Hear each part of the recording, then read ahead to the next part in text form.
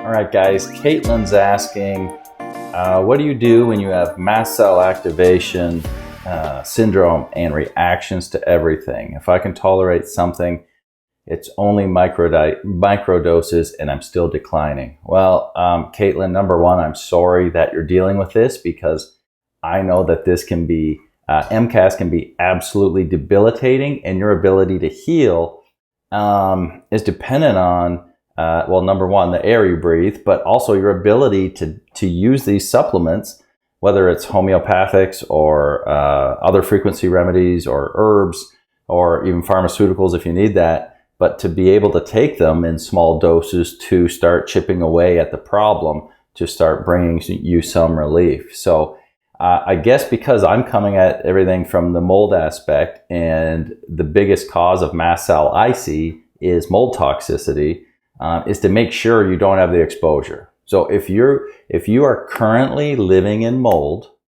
and are breathing in spores, fragments, mycotoxins, not to mention the other bacteria and other things that come along with a water damaged building, and you have MCAS, you're stuck in a really bad place, and figuratively, not just literally, and that can prevent your body from being able to calm down and heal and start taking those next baby steps it needs to calm down. So I can't stress enough that if you have exposure to these things, you might not be able to stop this, okay? And I don't usually give absolutes because everybody's different, but if you're this reactive with and have current exposure, you may not be able to move the needle at all, and you may keep declining. So that's number one priority is air. So if you can't get out, you got to open windows, do air swaps, put a HEPA unit in your bedroom or wherever you spend the most time, bedroom and living room or whatever, and keep those filters changed.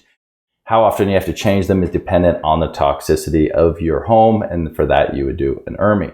But if you can only tolerate, let me see if I can tolerate something, it's only microdoses. Microdoses are fine. But I would say if you're doing microdosing herbs or something, then I would say go back to homeopathy. So if I have someone who's really sensitive, we'll go back to and I think Desbio's still out of stock on these guys. They're having a hard time keeping stock. It's giving me PTSD from COVID days when people couldn't keep anything stocked. But Desbio's, so I will use that kit or the Pecana Big 3, which is liver, kidneys, and lymphatic. And I would focus on kidney and liver first. But if you're out of exposure and you're in clean air and you have to do very safe, careful things, I would start with literally a single drop of Pecana's Renalix and just start with that kidney homeopathic formula, like maybe 1 drop a day. If you're fine, 1 morning, 1 p.m. If you're fine with that, 2 morning, 1 p.m. If you're fine with that, 2, and just keep titrating up till you get to the recommended dose of that. But this is a very hard spot to function in. I know it 100%. We've had kids with mast cell reactions, and it is awful to work through. But you just got to go slow and steady. I sound like a broken record. I know it. You got to be out of mold. Otherwise, you may not be able to undo this. Get in the clean air. Start with homeopathy if you have to. Obviously, drainage is the highest priority. You're working on pooping. Make sure you're pooping twice a day.